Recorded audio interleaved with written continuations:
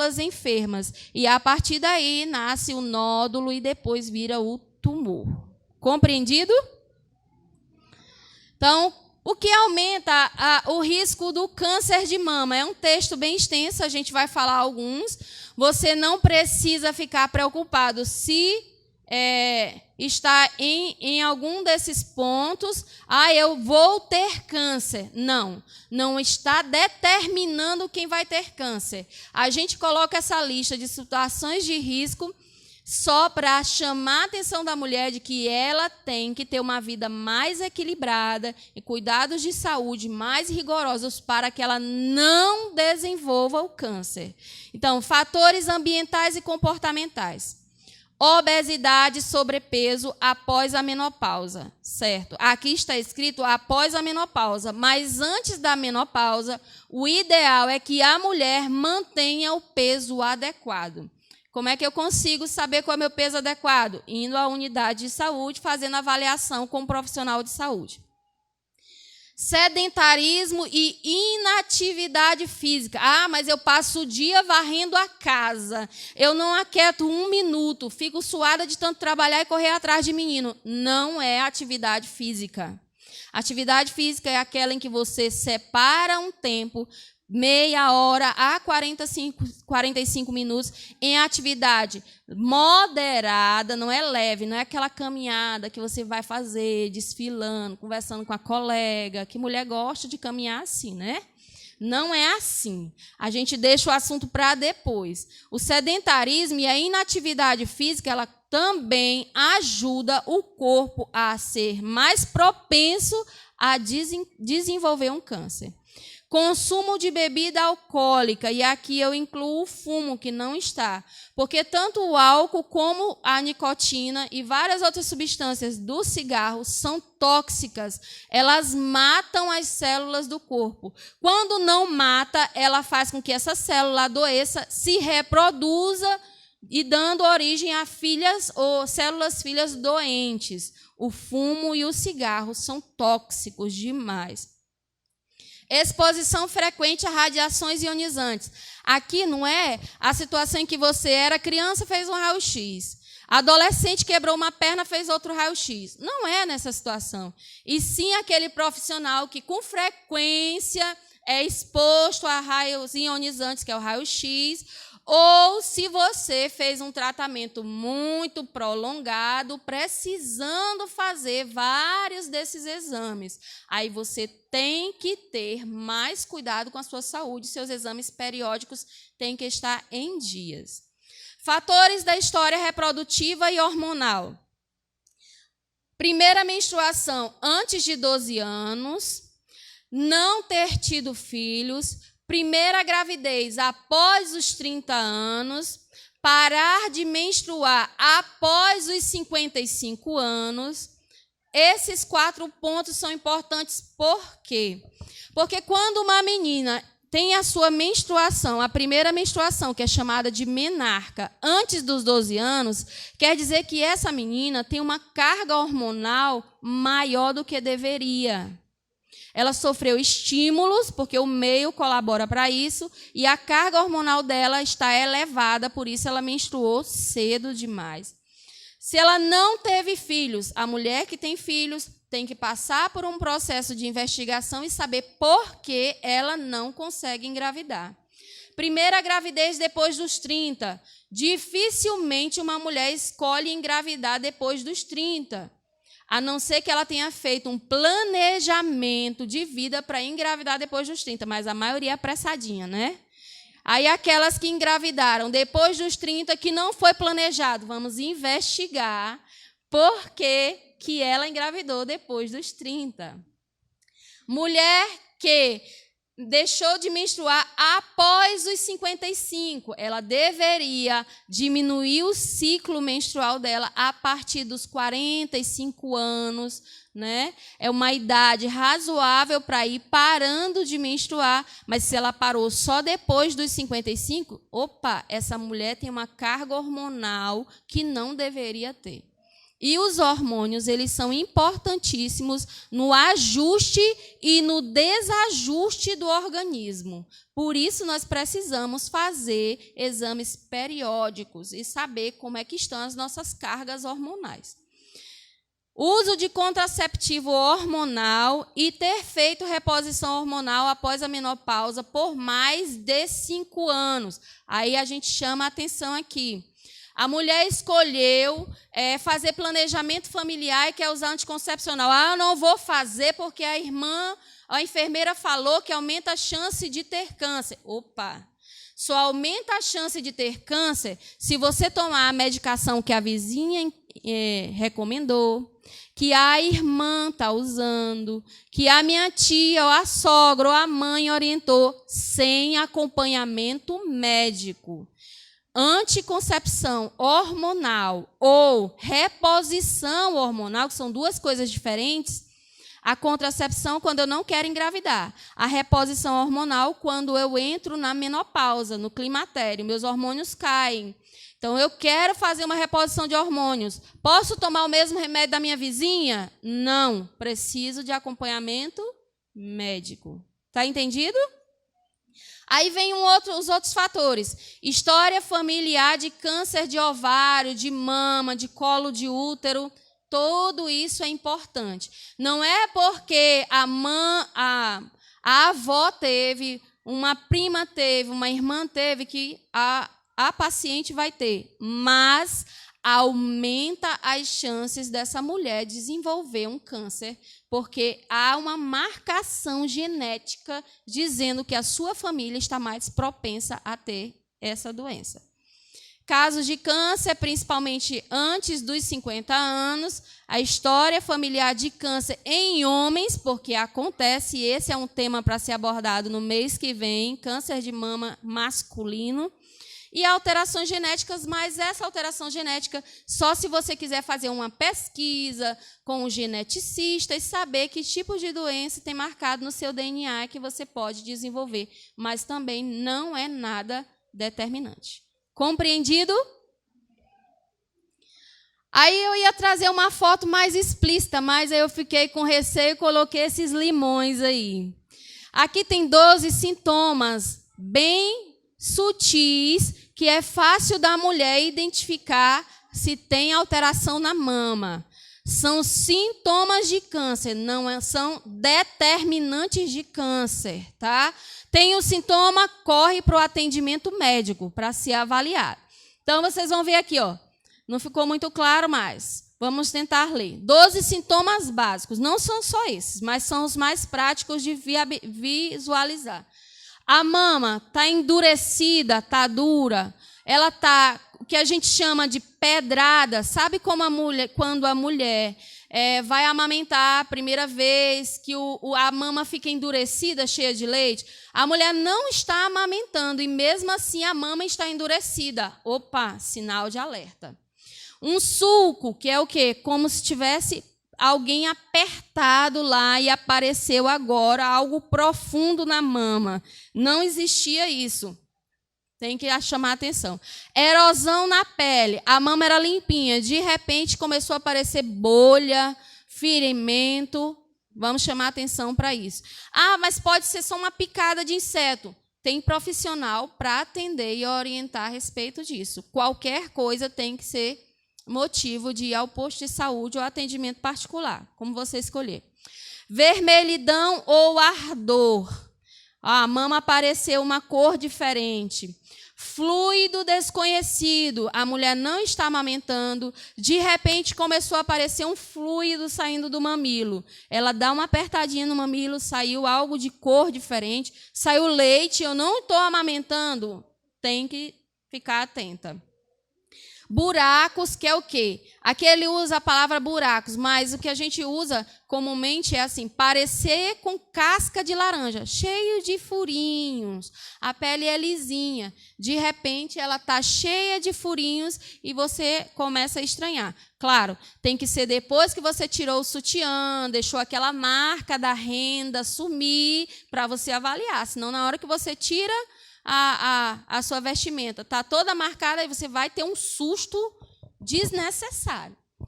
Protuberância, que é algum nódulo, percebi que tem algo diferente. Veias que não existiam, agora elas estão bem visíveis, estão aumentadas, parece que o peito está enchendo, como quando a gente amamentou, que as veias ficavam bem nítidas.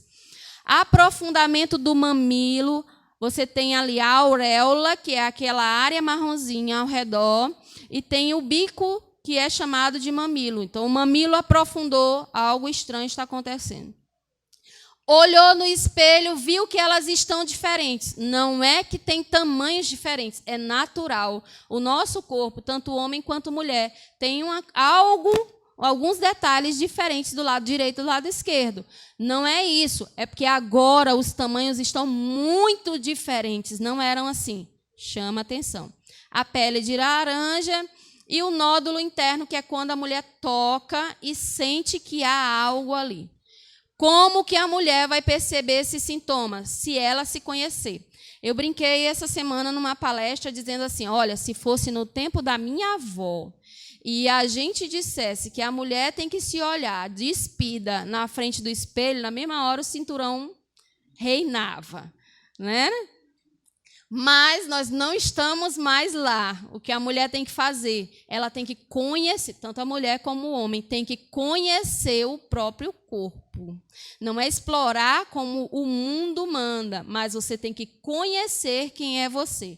Claro que a vida é muito corrida, é tudo muito intenso e às vezes você, quando vai ao espelho, já está todo arrumado, dá só aquela olhada assim e já sai correndo, né? Não, você tem que tirar um momentinho só para você, tranca a porta, expulsa todo mundo e depois do banho você tem que se olhar. Se não se conhecer, fica difícil avaliar quais são as mudanças que ocorreram. Como é que eu vou saber se antes tinha a pele vermelha, se eu nunca tinha observado? Como é que eu vou saber que um nódulo apareceu se antes eu não tinha observado? Porque os lóbulos, eles fazem volume. Então, a mulher tem que fazer o toque para avaliar o que é lóbulo e o que é nódulo. Como é que a mulher vai saber só conhecendo o próprio corpo? Tá? Como é que é feito o diagnóstico? A avaliação médica periódica.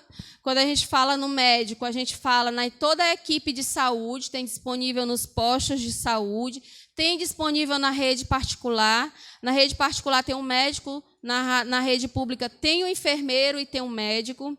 Aí você vai, mulher, fazer a sua avaliação anual, vai ao médico, pede, doutor, eu quero fazer minha avaliação, quero fazer uma ultrassonografia de mama, que isso você pode fazer todo ano, fazer dosagem hormonal e dizer para ele se você está percebendo algum sinal diferente ou um sintoma diferente, porque sinal é o que você vê, sintoma é o que você sente. Às vezes a mulher está sentindo dor, está sentindo pressão interna na região da mama, e isso tem que ser feita a avaliação médica. O médico solicitou a ultrassonografia, percebeu a alteração, aí ele parte para a mamografia. Depois da mamografia, vai para a biópsia e então é fechado o diagnóstico ou descartado o diagnóstico. Quem faz mamografia? Nós escolhemos fazer depois dos 35 anos. Por quê? Porque a mamografia também é uma exposição à radiação. Ela expõe a paciente a riscos. Por isso, nós não fazemos numa idade menor que 35. Por quê? Porque a chance de desenvolver câncer de mama antes dos 35 anos é baixa. Então, por isso, a gente recomenda a avaliação periódica, ultrassonografia mamária, dosagem hormonal, e daí a gente, às vezes, para nisso aí, porque a mulher não tem nada mesmo. Quando a mulher passou dos 35, ela pode fazer mamografia todo ano? Não. Fazer uma a cada 2 anos. No intervalo, fazer só ultrassonografia. O que você pode fazer em casa? Se conhecer. Durante o banho, enquanto está usando sabonete, você pode fazer a inspeção e palpação. Levanta o braço, com a mão oposta, você vai palpar seguindo um ciclo, como se fosse o ponteirinho de relógio, palpando a mama e conhecendo as estruturas que tem dentro. Achou alguma coisa pequenininha? Procurar atendimento médico. Porque quando você acha um nódulozinho do tamanho de um caroço de feijão, já é um nódulo grande.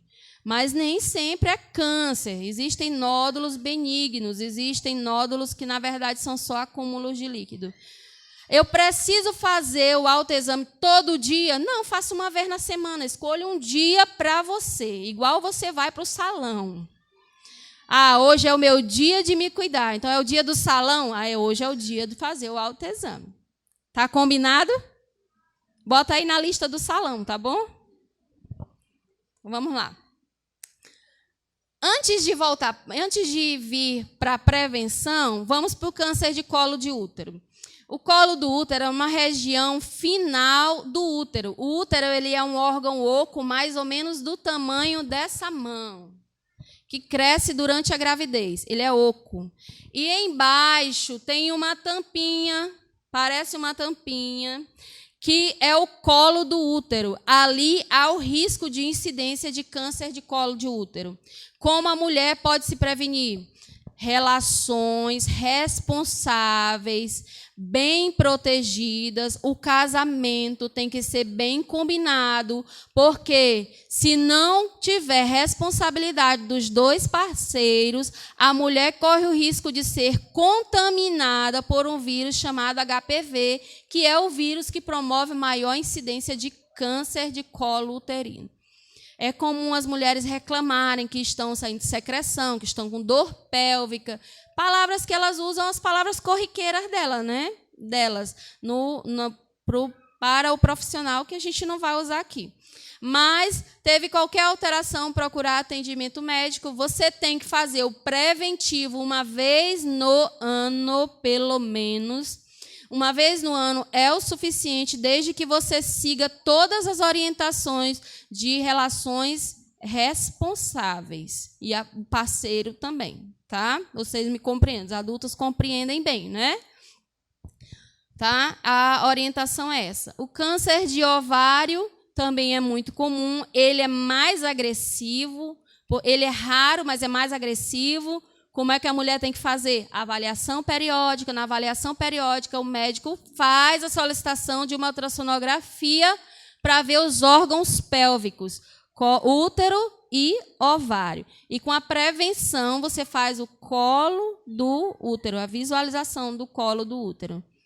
Minha avó não aceitava esse tipo de coisa. A nossa geração é diferente. É necessária. O enfermeiro, o médico, ele não está ali para olhar você. Ele só quer ver o colo do útero. E quando você sai, às vezes nem do rosto da paciente a gente lembra mais. Tá? Como prevenir câncer? Não existe um remedinho, uma listinha específica para cada tipo de câncer. No geral, o câncer ele tem o histórico familiar, ele tem o consumo de bebida alcoólica, a exposição a substâncias tóxicas, a raios ionizantes, ao sedentarismo e essas coisas. Como é que eu posso deixar essas coisas para lá? Primeiro, se o sedentarismo é um risco, o que eu tenho que fazer? Praticar atividade física. Se a obesidade é um risco, eu tenho que me alimentar de forma saudável. Você tem que comer menos enlatado, menos industrializado e mais comida da roça, que é como nós fomos criados. Agora, comer comida da roça não quer dizer comer um montão de arroz com feijão. É só uma quantidade moderada. Só o necessário para sobreviver. Não precisa fazer reserva, tá bom? Manter o peso corporal adequado, evitar o consumo de bebidas alcoólicas e aqui eu acrescento também o uso do fumo. A amamentação é importante no caso das mulheres que geraram filhos, por isso a gente orienta sempre durante o pré-natal, você deve amamentar o seu filho, porque quando você amamenta, você está promovendo a regulação dos seus hormônios. Porque tem um hormônio que ele não pode faltar, mas ele é um vilão se ele aumentar. Ele é chamado de estrogênio. quando a mulher amamenta, o estrogênio fica quietinho, quietinho. E aí é necessário que a mulher que engravidou amamente.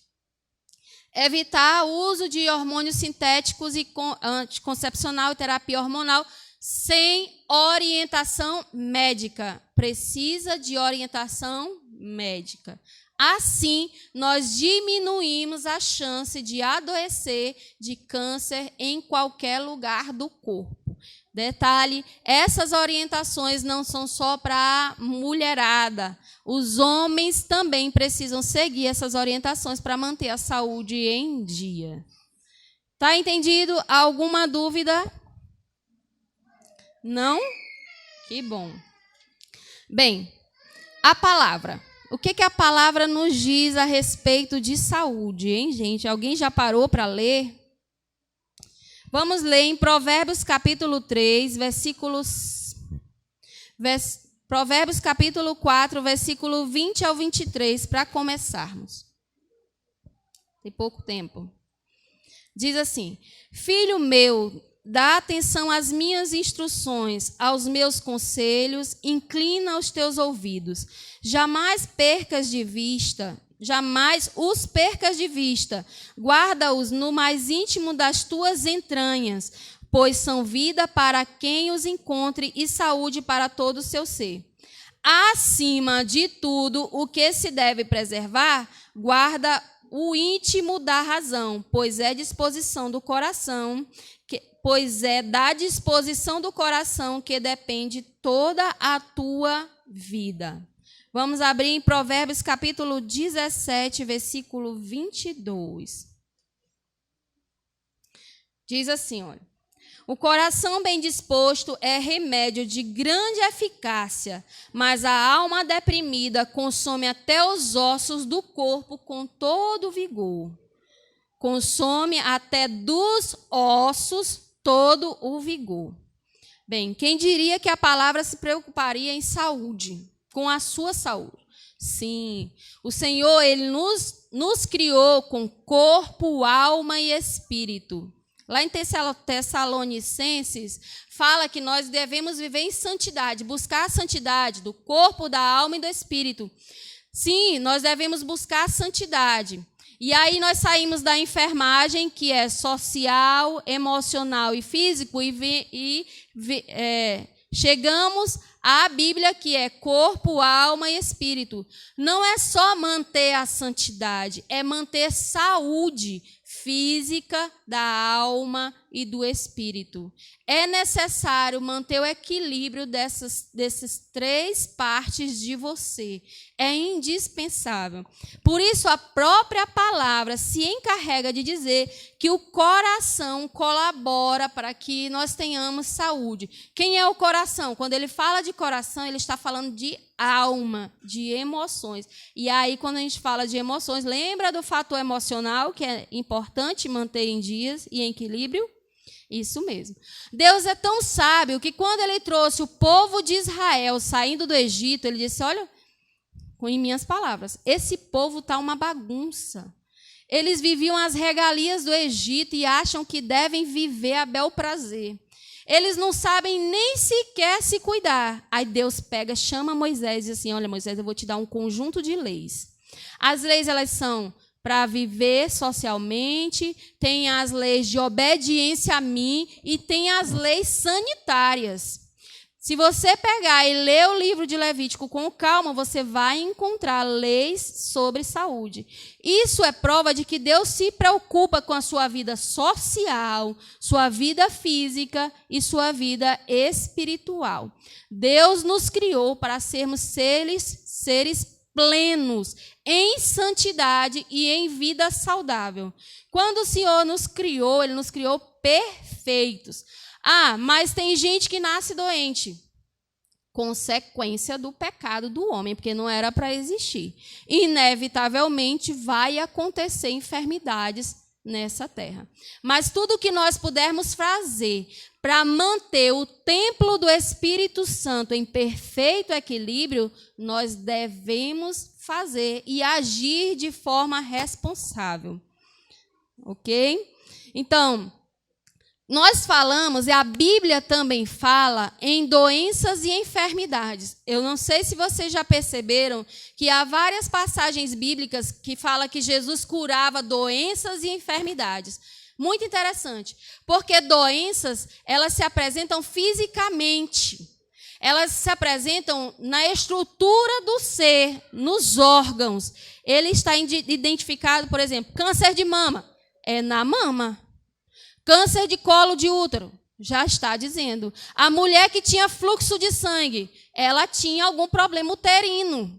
Quem sabe se era câncer? Não sei se era alguma irregularidade hormonal, mas ela tinha problema uterino. Isso ali era uma doença. Agora, o que é que aquela doença fez com aquela mulher? Fez com que ela se afastasse, que ela se entristecesse, que ela se recolhesse para distante do povo. Isso já não é doença, isso é enfermidade. Doença é a parte física, a enfermidade é aquilo que a doença causa no ser humano. Que expressões vão aparecer em consequência do órgão afetado. Olha que quando você está com uma dor na unha, quando a unha machuca, você fica mole. A doença, a ferida na unha. A enfermidade, o que você está dizendo, eu estou mole, estou desanimado, meu dedo inchou. Aí fica reclamando, aquela reclamação é enfermidade. Se a Bíblia fala que Jesus curava doenças e enfermidades, ele cuidava do corpo e da alma. Jesus tem interesse que nós sejamos saudáveis emocionalmente, a nossa alma seja saudável e o nosso corpo seja saudável. Ele não trabalha só sobre um aspecto, de forma alguma. Timóteo, inspirado por Deus, também cita que há comportamentos que são importantes. Por exemplo, vamos ler 1 Timóteo 4,8, eu já vou abrindo aqui para facilitar. Diz assim, olha, 4,8. O exercício físico, de fato, é de algum valor. No entanto, a piedade para tudo é proveitosa. Portanto, traz consigo a promessa da vida presente e futura. Timóteo, usado pelo Espírito de Deus, diz assim, olha, cuidar do corpo é importante.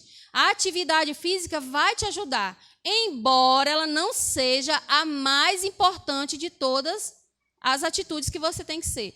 E o que ele está dizendo? Você tem que cuidar do seu corpo físico, mas a sua alma tem que estar em equilíbrio. Deus é sábio. Deus não cuida só do corpo. Deus não cuida só da alma. Deus quer você por completo. É tanto que a santidade ela é corpo, alma e espírito. Isso mesmo. Outro fator que ajuda o corpo a manter o equilíbrio da saúde. Provérbios capítulo 3, versículo 8, diz assim, a partir do 7. Não sejas sábios aos teus próprios olhos. Teme ao Senhor e aparta-te do mal. Isso se constituirá em saúde para o teu corpo e vigor para os teus ossos. Se Deus não tivesse interesse na sua saúde física, ele diria assim, isso vai te servir para a tua alma. No entanto, ele disse, olha, mantenha a sabedoria, porque a sabedoria ela vai te dar saúde física. Ela vai fazer você viver bem, enquanto você estiver nessa terra, porque você vai passar daqui para outro lugar. É uma questão de responsabilidade em Deus manter a nossa saúde física em dias. Agora, muitas vezes é necessário ter uma atitude que a gente ouve falar lá no fruto do Espírito, chamado de domínio próprio. Se você não consegue ter domínio próprio, dificilmente vai conseguir manter sua saúde física, da alma e espiritual em dias. Não vai conseguir. Lembra de Daniel? Daniel veio com as orientações das leis de Moisés na cabeça. Ele sabia que tinham alimentos que não podiam ser digeridos. Tanto porque alguns eram consagrados a deuses pagãos, deuses que o povo servia na Babilônia, como também tinham alimentos que eram impróprios para serem ingeridos na época, né? Eles não tinham eles não tinham cuidados sanitários como hoje. O que Daniel fez? Disse, olha, é o seguinte, eu não quero me alimentar do banquete do rei. Eu te peço que me conceda a oportunidade de passar por uma experiência. Eu vou me alimentar das frutas, das verduras, dos vegetais, e ao final de tantos dias você pode avaliar. Só tinha profissional no palácio. Depois de 10 dias, o que a Bíblia diz em 1 Daniel, capítulo 1? Que eles estavam mais saudáveis do que os outros. Agora, que fruto do Espírito, que aspecto do fruto do Espírito foi necessário para Daniel resistir àquelas guloseimas do palácio? Domínio próprio. Se nós tivermos domínio próprio, nós nem precisamos ficar revisando isso aqui o tempo todo, porque naturalmente nós seremos obedientes à palavra de Deus. A palavra diz que nós devemos cuidar do corpo, da alma e do espírito. Certo? Então, com o domínio próprio, nós seguimos as regras necessárias, orientações necessárias, e a gente não age com rebeldia, como muitas pessoas agem por revolta. Eu vou tomar mesmo, porque o corpo é meu. Isso é irresponsável. Eu acredito assim, que chega a ser um pecado diante de Deus, porque Deus te dá o teu corpo íntegro, e você joga dentro dele aquilo que não presta. E depois está lá, Jesus, me perdoa, não, me sara. Eu sei que Jesus olha assim, meu filho, que você não tomou menos Coca-Cola. Né? Isso. Jeremias, capítulo 35, fala de um homem que ensinou para o povo dele que eles não deveriam beber vinho. São os recabitas. Eles tinham alguém, líder deles, que seguia os preceitos do Senhor, e ele orientou o povo. Olha, aqui todo mundo é proibido de beber bebida alcoólica. Aí o rei ímpio chegou lá e disse assim, oferece. E o próprio Jeremias chega e testa o povo. Olha, vocês podem beber bebida alcoólica, porque às vezes chega, permitido por Deus, a tentação vem. É permissão divina para fazer o teste se você tem domínio próprio. Quantos de nós aqui não já fomos colocados à prova em algumas reuniões que alguém chega e diz assim, olha, bebe só um pouquinho. Não é? E do pouquinho, daqui a pouco, perde o controle. Então, você vai ser testado. Os recabitas, eles não caíram na tentação. Eles não ingeriram bebida alcoólica. Por quê? Obedeceram à liderança deles. Eles sabiam que podiam cair no risco da embriaguez e não poderiam jamais desobedecer o Deus que eles serviam. Assim temos que ser nós, tais como Daniel e tais como os recabitas. A vida saudável é vontade divina.